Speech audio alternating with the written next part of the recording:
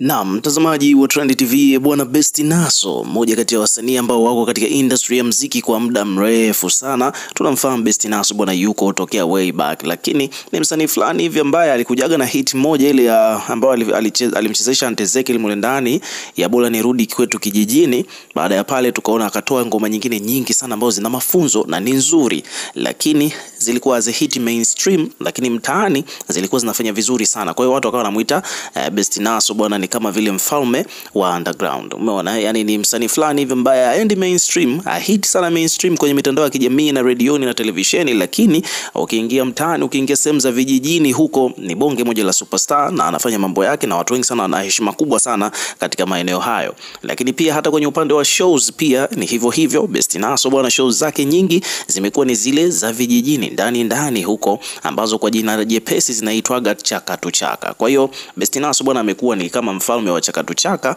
na this time around bwana amepata nafasi ya kufanyiwa interview na moja kati ya media kubwa tu hapa Tanzania, na akaelezea kwamba show zile za chaka tu chaka ndizo ambazo zina pesa nyingi kuliko hata hizi show ambazo zinafanyika huku mjini za concert kubwa ukilinganisha na zile show ambazo watu wanafanyaga huko vijijini.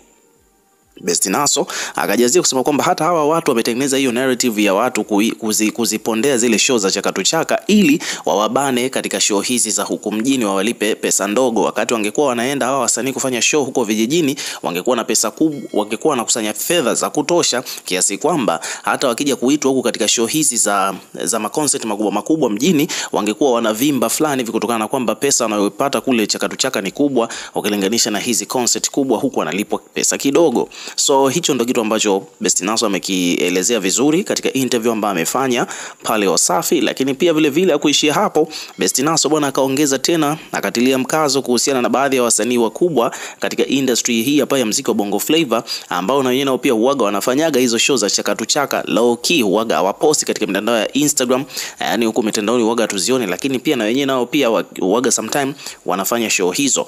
Best Naso amemtaja Harmonize na Rayvanny kwamba ni moja kati ya wasanii ambao pia huaga wanafanya show hizo za chaka tu chaka kwenda mikoani. Umeona? So hapa media Wasafi wameposti wakiwa wanaeleza kwamba Harmonize na Rayvanny wanafanya show za chaka tu chaka. Best Naso amefunguka hivyo. Best Naso amefunguka kuwa wapo wasanii wawili wakubwa kwenye game ya Bongo Flava ambao huwa wanafanyaga show za chaka tu chaka, ambaye ni Harmonize na Rayvanny Vanny Boy.